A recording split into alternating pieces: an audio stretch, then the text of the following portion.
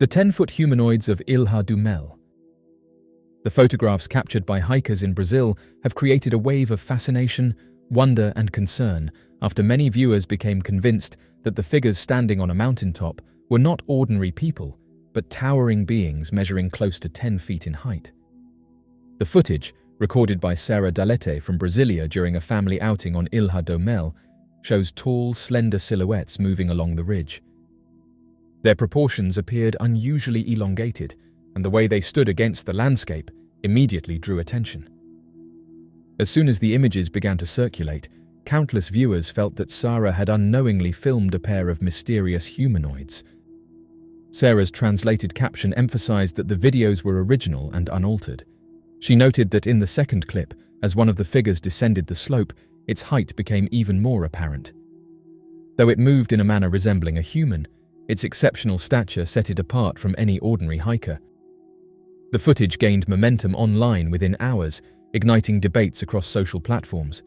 Those who examined the images closely pointed out the distinctive shape, posture, and unusual height of the beings, insisting that the figures did not match the scale or proportions of typical individuals.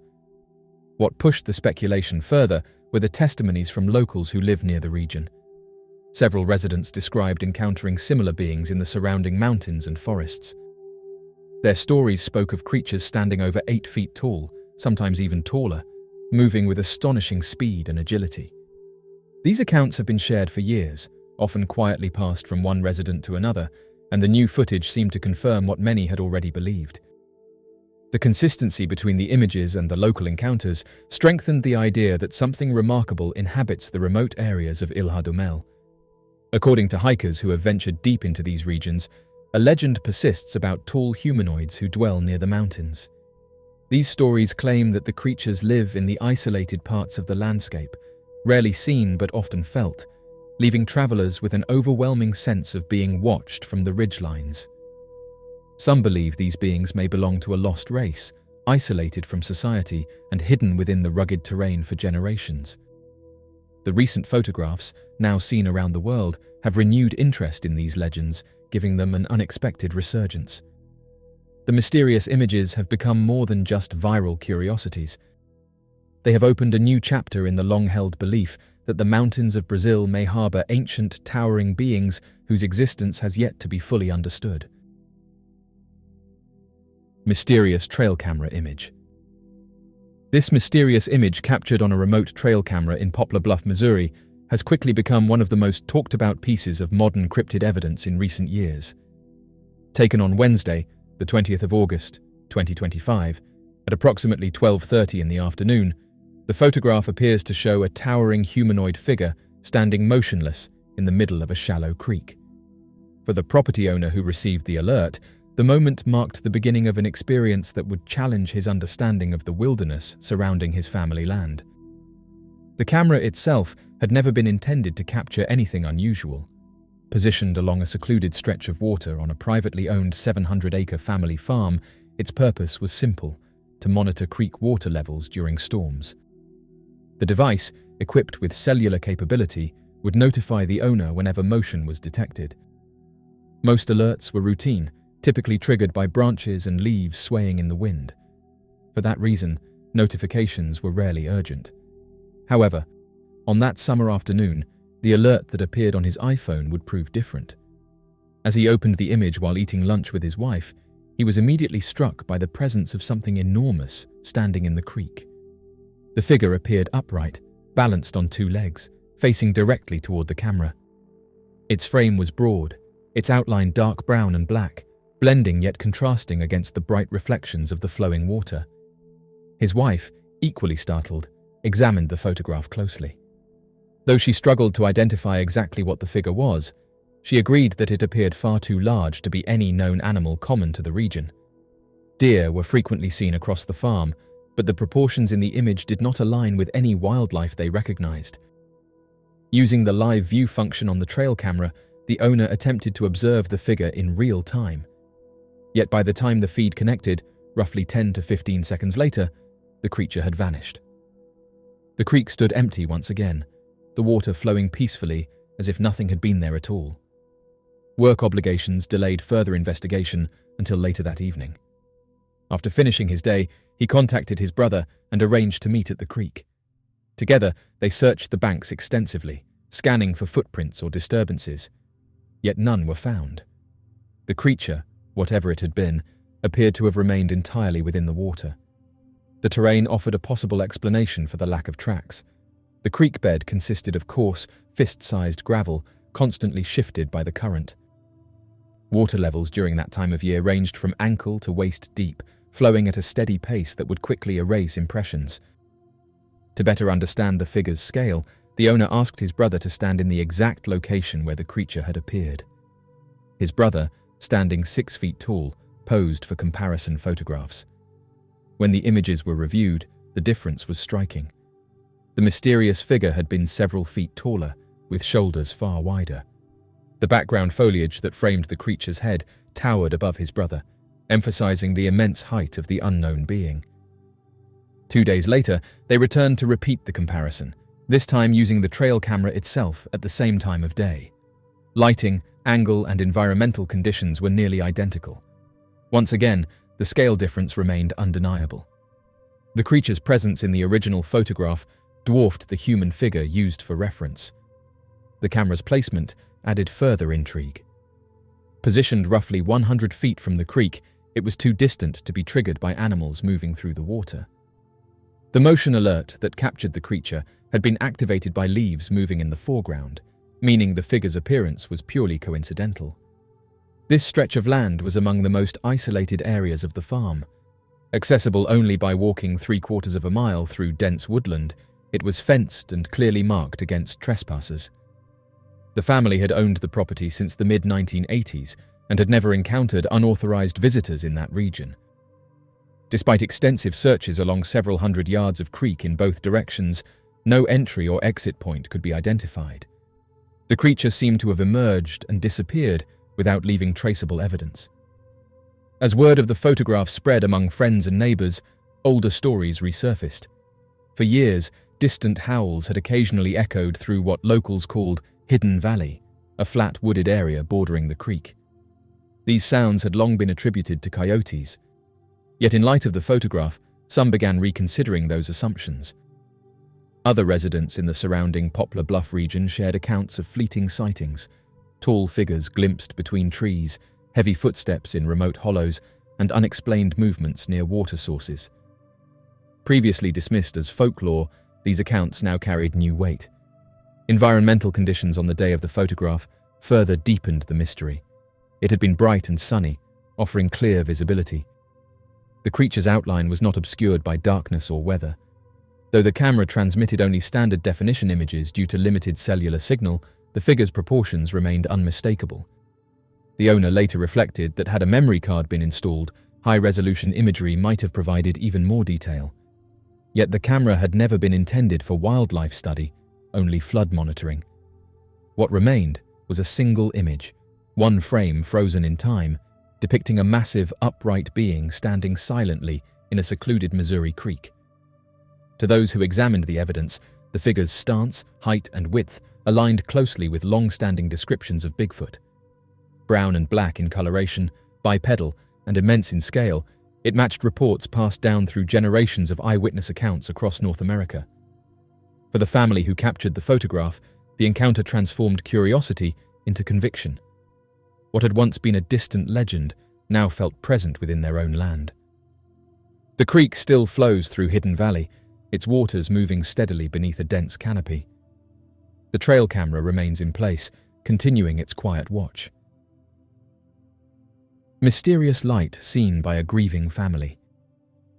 This strange photograph was first shared on Facebook, posted not for attention, but for remembrance. It showed a small clearing at the edge of a wooded area, a place that had suddenly become deeply personal to one grieving family. In the center of the image stood a simple white memorial cross, placed gently into the earth where rescuers had once gathered in a desperate effort to save a life. Family and friends stood nearby, heads bowed, hands folded, united in quiet reflection. It was a place marked not only by sorrow, but by love. What made the image so striking, however, was the ray of light descending from above. Breaking through the tall trees, a single beam of sunlight fell directly upon the cross and the ground beneath it.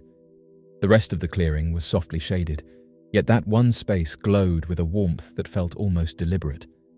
When the brother of the man who had passed viewed the photograph, he felt something shift inside him. In the midst of grief, the light brought an unexpected sense of comfort. To him, the moment did not feel random. It felt symbolic, as though the universe itself had paused to acknowledge the life that had been lost. The place where rescuers had fought so hard now appeared touched by something gentle, something peaceful. Though the outcome had been heartbreaking, the light seemed to suggest that his brother's journey had not ended in darkness, but continued somewhere beyond reach. As the image circulated among loved ones, many shared similar feelings. Some saw it as a sign of protection, others as reassurance that the departed was at peace. Whether viewed as spiritual or simply meaningful coincidence, the photograph carried emotional weight. It transformed a place of tragedy into one of reflection and quiet hope. Strange entity caught on CCTV. In the quiet stillness of a Scandinavian summer night, deep within the forests of Sweden, a moment unfolded that would leave a lasting sense of unease for one family. The property in question was no ordinary home. It was an old structure, once used long ago as a rural train station, now standing isolated among dense trees and overgrown land. The building carried with it a sense of history, the kind that seemed to linger in the woodwork and the surrounding soil. Only 2 weeks had passed since the father had moved in, bringing with him his animals, his routines, and a modern layer of security in the form of surveillance cameras placed around the property. The cameras had been installed for practical reasons. He kept dogs in outdoor enclosures and raised chickens and turkeys nearby, and the forest surrounding the house was known to host wildlife that could wander close at night. Motion alerts were common, usually triggered by wind, passing animals, or shifting shadows beneath the trees. But one particular alert, received during the height of summer, would prove very different. When the notification appeared on his phone, he opened the security app expecting nothing unusual. Instead, what he saw caused him to pause. The camera overlooking the yard had captured something positioned near the swing set. At first glance, it appeared human in form, standing upright beside the swings. The figure seemed pale, almost washed out by the night vision camera, and its proportions appeared slightly off. The swing frame itself stood roughly 2 meters high, yet the figure reached near its height. Concerned and confused, he immediately went to the window to look outside directly. The yard lay still. The swings were motionless. No person, no animal, nothing stood where the camera feed suggested. The forest edge remained silent. He looked back down at his phone, switching to the live view. The figure was still there on the screen, unmoving, positioned exactly where it had been moments before.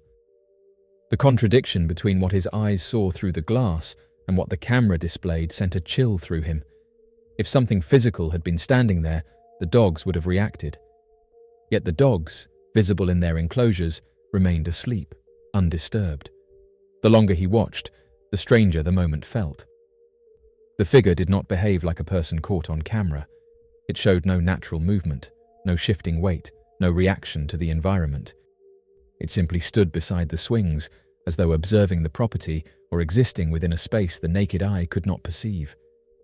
Given the house's past as a train station, the sighting carried an added emotional weight. Rural stations in earlier times were places of constant movement, arrivals and departures, moments of separation and reunion. Some who later heard the account wondered whether the land itself retained echoes of its history, impressions left behind by those who once passed through. Eventually, the figure vanished from the live feed as suddenly as it had appeared. No further alerts came that night. The yard returned to its quiet, undisturbed state. Yet the image remained saved, shared between family members, studied repeatedly. The father, having lived there only a short time, could not explain what the camera had captured. The dogs had sensed nothing. The forest had remained silent, and the space beside the swings, visible through the window as empty, had, for a brief and chilling moment, appeared occupied by something that existed only through the lens. Mysterious apparition. This mysterious photograph first appeared ordinary, the kind of image taken countless times during a night out with friends. It showed two women standing close together inside a softly lit bar, both smiling as they held their drinks. The atmosphere felt relaxed, filled with the warmth of laughter and the anticipation of the rest of their group arriving. According to the person who shared the image, it had only been the three of them at the time, having arrived early to secure a table before the venue became crowded. Nothing about the moment felt unusual while the picture was being taken. It was only later, when they looked back through the photos, that the mood shifted entirely. There, positioned just behind them, was something that none of them could explain. Emerging from the background, partially lit by the camera's flash, was the unmistakable image of a man's head. It appeared suspended in space, visible enough to make out facial features, yet strangely disconnected from any visible body. There were no shoulders, no torso, no indication that someone had simply been standing behind them. It looked as though the head existed on its own. The woman who shared the image was adamant that the figure had not been present at the time. She insisted that the bar had been relatively quiet when the photo was taken, and that she would have noticed someone standing so close. The more she examined the image, the more unsettled she became. The lighting on the face did not match the rest of the room, and the positioning felt unnatural, as if it had appeared only for the camera. As the image circulated among friends and online groups, reactions ranged from fascination to unease. Some believed it to be a simple photographic anomaly, while others felt it hinted at something far stranger. For those who were there that night, however, the photograph remained deeply unsettling. A frozen moment where an ordinary memory had been forever altered by an unexplained presence. Creepy entity caught on camera. This unsettling photograph arrived without warning, without explanation, and without any clear origin story.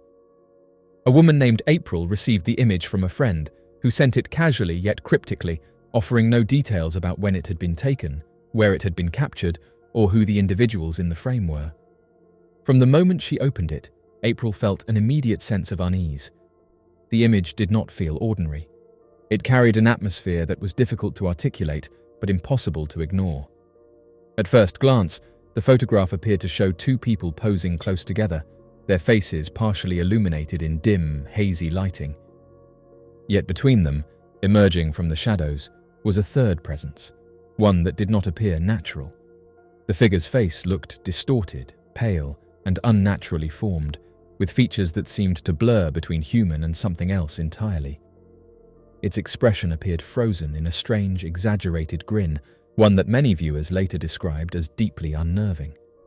April studied the image repeatedly, trying to rationalize what she was seeing. She asked her friend for more information, but none was provided. The lack of context only deepened the mystery. Who had taken the photo? Why had it been captured? And most troubling of all, if the two visible individuals were aware of the image being taken, how had they not noticed the presence between them? When April shared the photograph online, the reaction was immediate and intense. Members of paranormal forums and social media groups began analyzing every detail. Some suggested that the figure resembled descriptions of entities often reported in supernatural encounters, beings that manifest unexpectedly in photographs, unseen at the time the image is taken. Others went further, describing the presence as demonic in appearance, citing the unnatural facial structure and the hollow, shadowed eyes. What made the image especially disturbing was the way the figure blended into the darkness while still remaining visible enough to be unmistakable. It did not appear translucent like a typical photographic anomaly, nor did it resemble a simple shadow or reflection. Instead, it looked solid, positioned deliberately between the two people, as though it had inserted itself into the moment. Skeptics proposed more grounded explanations: lighting distortions, motion blur, or digital artifacts.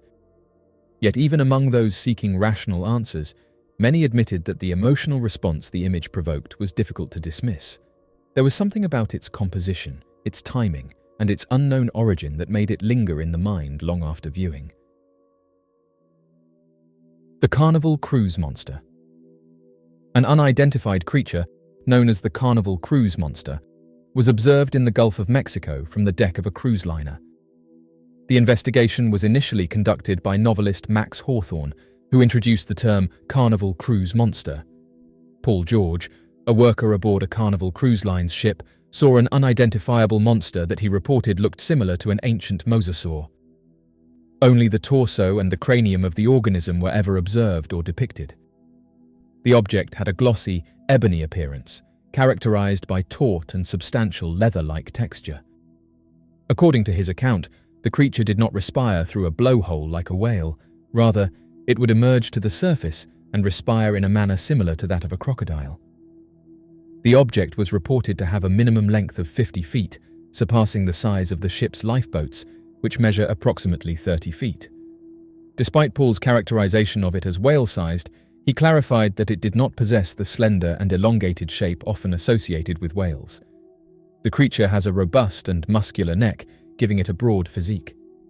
The interview conducted by Max Hawthorne with Paul George, a resident of the United Kingdom, who observed a massive and unidentified marine creature from the upper deck of the Carnival Breeze in 2014, generated significant attention upon its initial release.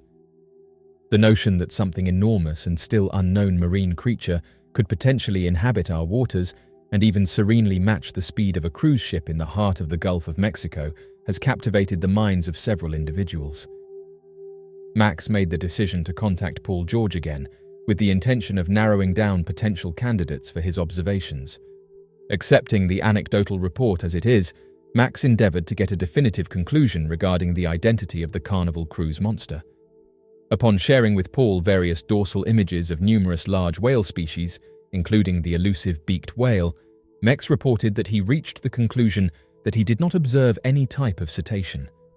The absence of spouting, characteristic of whales, was observed. Instead, its exhalation originated from beneath the surface, a behavior commonly observed in marine turtles and crocodilians.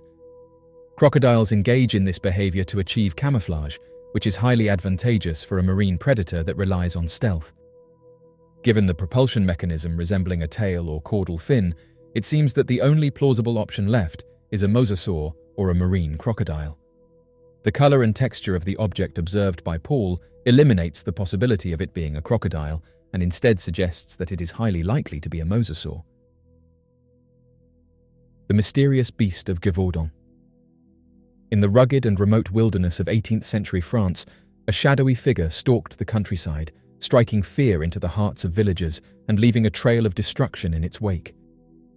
Known as the Beast of Gevaudan, this mysterious creature became the stuff of legend, captivating the imagination of the populace and inspiring a frantic hunt to rid the land of its terrifying presence.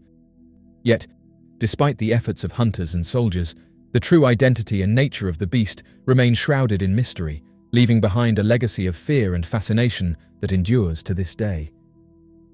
A fearsome creature made rural areas of central France its hunting grounds between 1764 and 1767. The Beast of Gevaudan, who frightened the entire nation for 3 years by claiming the lives of both sheep and children, managed to escape from steel jaw traps and beats. On June 13, 1764, the panic started. A 14-year-old girl from the Ardèche village of Les Hubacs was eaten by a ferocious beast on that exact day.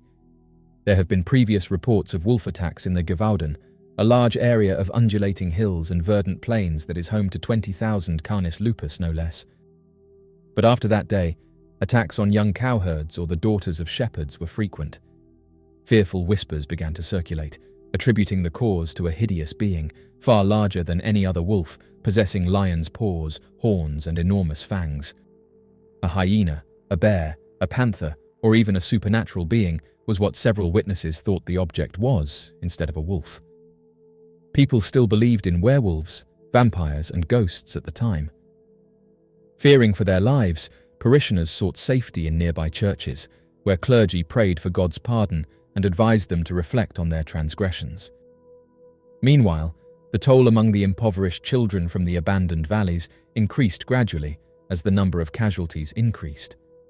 Urban stories and myths about the beast quickly emerged in the region, which had just seen plagues, hunger, and the devastation of the 7 Years' War. It was thought that the Gevaudan were likely cursed. Initially, the peasants reacted by keeping their boys and girls indoors till later. With the beast on the loose, it was no longer safe for kids to go on their own adventures. Their parents carried pitchforks, pikes, and rods as they wandered the countryside in groups. Some prayed for hours on end while on their knees. However, the most effective response was presumably provided by the municipal government, who in late 1764 authorized the installation of beats and traps.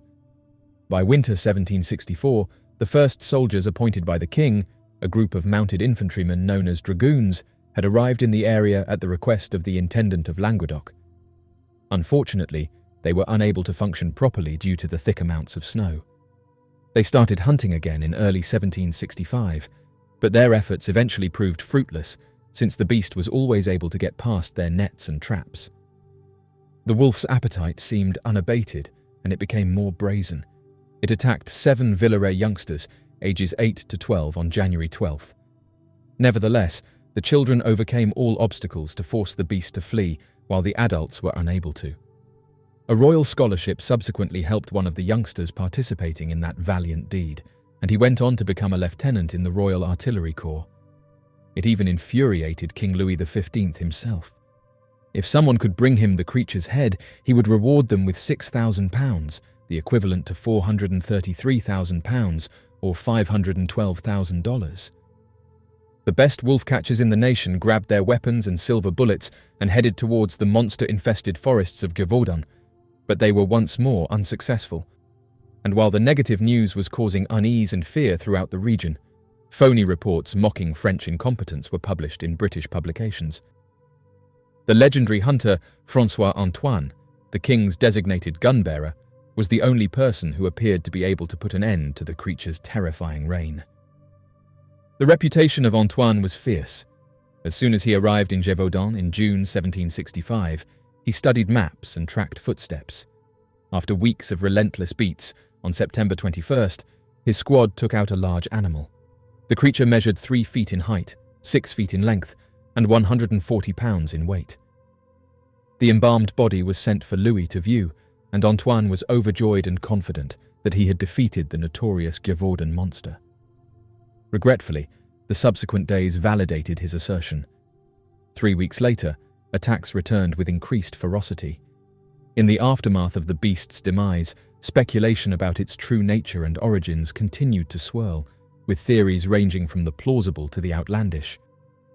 Some believed it to be a lone wolf or pack of wolves driven to desperation by hunger and habitat loss, while others speculated that it may have been a rare and undiscovered species of predator native to the region. Yet, despite the countless theories and conjectures put forth over the years, the true identity of the Beast of Gevaudan remains a mystery, lost to the mists of time and the fog of legend. The mystery of the Long Island creatures. Throughout the early 1900s, a series of unexplainable sightings of hairy humanoid creatures were reported all across Long Island, found in the state of New York. These encounters would range from supposed attacks by possible shipwrecked sailors of giant proportions who had been turned into wild men after years of isolation, to man-beasts covered from head to toe in an unexplainable fur that devoured local livestock. The first known sighting of the Long Island Sasquatch monster would be reported during the late autumn of 1893, where 2 men, named Red McDowell and George Farrell, were exploring the Rockaway Inlet, an area located roughly 6 miles from the small town of Rockaway in eastern Long Island. As the 2 men paddled along in a small paddling boat, they unexpectedly saw a wild-looking figure standing on the shore. Curious as to what the figure may have been, the 2 men decided to paddle ever close to where the large, human-like figure was standing. As they got closer to it to take a better look, however, the figure let out wild cries, which caused the men to quickly flee from the area in terror. The next day, on November 23rd, another man by the name of John Louth was driving in Rockaway Park when he claimed to have seen a creature that looked similar to what the 2 men had seen the day before. The next day, Louth's daughter, who was only 18 years old at the time of the sighting, had a close encounter with the unexplainable man-beast, to which she described was like a man only in appearance and instead behaved like a wild animal. According to the daughter, the man-beast jumped out of the bushes, knocked her to the ground, and ran away while making strange yells and yelping sounds that sounded unearthly. According to additional eyewitnesses, who claimed to have spotted a similar creature in the area over the coming weeks, the creature was considered to be quite large in appearance and had fierce, bloodshot eyes, long matted hair and shaggy hair around its face. As the days went on, more and more people reported seeing the creature. The creature's physical description remained consistent across all sightings, leading many to believe that it was indeed a real animal and not a lost or wild hermit living in the area. Even more peculiar, one of the witnesses of the creature claimed to have seen the wild man catch and consume a live chicken raw. In response to the sightings, local authorities launched an investigation into the matter. However, despite their best efforts, they were unable to find any concrete evidence that the creature actually existed. Nonetheless, the sightings continued, and the fear and hysteria surrounding the creature continued to grow. It would be almost 2 years after these initial sightings that the local authorities would meet the climax of the Wild Man of Rockaway legends, when a man by the name of Ennis would come forward about an experience witnessed by several dozen individuals at the same time. According to the reported event, travelers who stood on the windswept shores of Rockaway, a terrain considered by locals to be both a rugged and isolated peninsula situated on the westernmost tip of Long Island, bore witness to another series of truly astonishing and yet similar events during the tumultuous month of November in the year 1895. It would be during the latter days of the month, at the height of the northern East Coast winters, that several eyewitnesses, including a local resident by the name of John C. Ennis of Far Rockaway, reported sightings of a strange and fearsome creature, one that was rumored to be the Wild Man, prowling along the sandy beaches and rocky outcrops that lined the coastline. Ennis, in particular, recounted his encounter with this elusive and mysterious entity, describing how he had happened to notice the creature only a few yards away from him, which was standing motionless on the sand, gazing out to sea. As he approached the strange figure to get a better look, he was met with a sudden and deafening shriek. The shout was recounted by eyewitnesses as having been so loud and powerful that it seemed to reverberate across the entire coastline, causing the men to scatter and run out of fear. Unlike the other men, Ennis would continue to stare at the odd creature, describing the monster as standing at a height taller than any known man and covered from head to toe in blackish-brown hair, seemed more akin to a wild bear than a reclusive hermit. Shortly after the shriek was heard, in an instant, the wild man had leapt from the shoreline and down into the frothy and tumultuous waters of the ocean, disappearing from sight with lightning speed, leaving Ennis alone and bewildered on the empty and windswept shoreline. The panic caused by the creature's eerie and bone-chilling cries were later recalled by a local newspaper that wrote about the event and claimed that the creature had even managed to spook a team of sturdy and well-trained horses who had been hitched to a wagon and were marching along the nearby Eldrat's Grove, causing them to suddenly bolt uncontrollably and race towards a neighbouring town before they could be brought to a stop and calmed. But the strange and unsettling occurrences did not stop there. It would be over the course of the following days and weeks, other residents of the area began reporting similar sightings of the hairy wild man, describing how they had seen the creature prowling along the shoreline, disappearing into the murky depths of the ocean, or scaling the steep cliffs and rocky outcrops that lined the coast.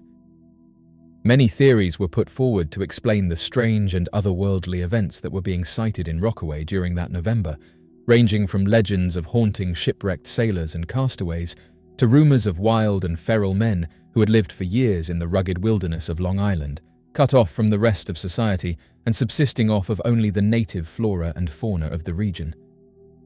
But despite the many conjectures and rumours that swirled around the community during those days, the true nature and identity of the Wild Man of Rockaway remained a mystery and would resurface less than 20 years later near the western areas of Long Island. According to the reports, during the winter months of 1909, a mysterious creature similar in description to the 1893 and 1895 sightings began to terrorize the residents of Long Island near the Eastport and West Hampton areas. The creature was described by witnesses as having eyes of flame and emitting a loud shriek. Although no one got a clear view of the creature, many thought it resembled a large monkey or giant baboon. Rumours began to circulate that the creature may have been a pet from a ship that had wrecked on the shore the previous fall of 1908, but no evidence of such a claim ever surfaced. As news of the creature spread, residents began to take action. On the 7th of February of 1909, a group of armed men decided to scour the woods for the nocturnal beast, but their search proved to be completely fruitless. The creature continued to elude capture, and sightings became increasingly rare.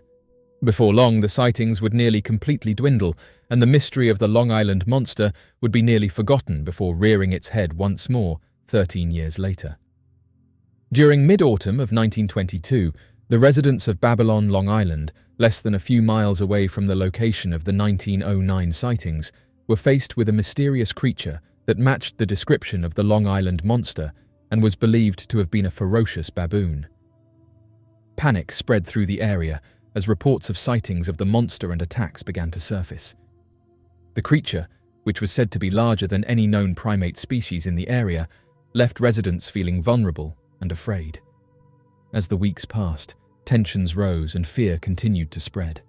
The authorities struggled to contain the situation, and residents began to organize their own efforts to hunt down the creature. These efforts were not without danger, as the creature was rumored to be incredibly strong and unpredictable.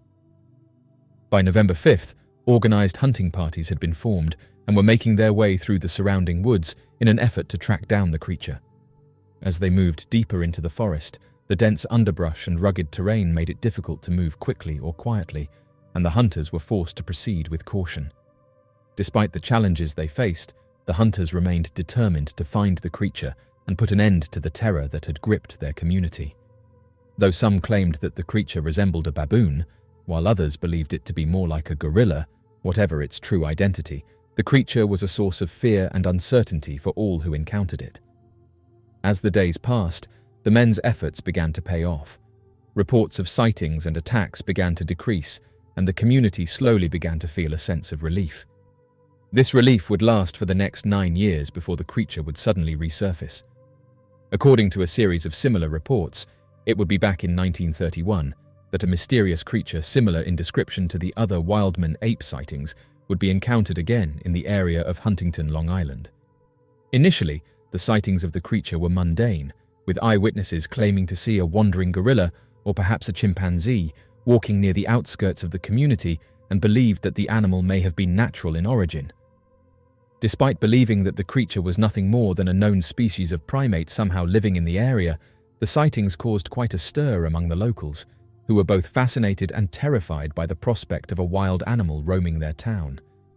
The first reports of the 1931 sightings would begin sometime in June, when 6 people near Mineola claimed to have seen a 4-foot-tall creature walking upright and covered in fur from head to toe. The sighting prompted the heavily armed police to rush to the scene, fearing that the animal was an escaped zoo primate from one of the nearby Long Island zoos. Oddly enough, despite making a thorough search of the area, no trace of the creature was found. Shortly after their search, the Nassau County Police checked with area zoos for any missing animal cases, but all animals for each zoo were accounted for and no evidence of an escaped primate was ever found. This left the residents of Huntington, Long Island, to wonder what they had seen. On June 29th, Police Captain Earl Comstock directed several teams of armed police accompanied by 24 volunteers who scoured the countryside. The organized search would find no sign of the mysterious ape-like creature. The only possible clue they discovered were strange human-like tracks that seemed to be of an animal walking on 2 legs. The size of the tracks was about that of an adult hand, though the big toe was set further back than on a human, similar to the opposed digit of a monkey. The mystery deepened when, on July 18th, a gorilla-like creature was spotted by a family in Huntington as it crashed through some shrubbery before disappearing with a panicked shriek. An hour after the event, 3 miles away, a farmer saw a similar strange animal. Once again, the police were stumped, and their search turned up nothing. The residents of Huntington, Long Island, were left to ponder what kind of creature they were dealing with. Nothing more was ever found or reported of the strange Long Island creature, and the Huntington area never knew what animal may have been roaming through their community. In the end, no one could say for certain what the creature was, and the mystery of the Long Island monster remained unsolved. Law enforcement officers speculated that the creature may have been nothing more than a hoax or a possibly escaped exotic pet, while others believed it to have been a genuine unknown animal, supernatural creature, or ancient demon.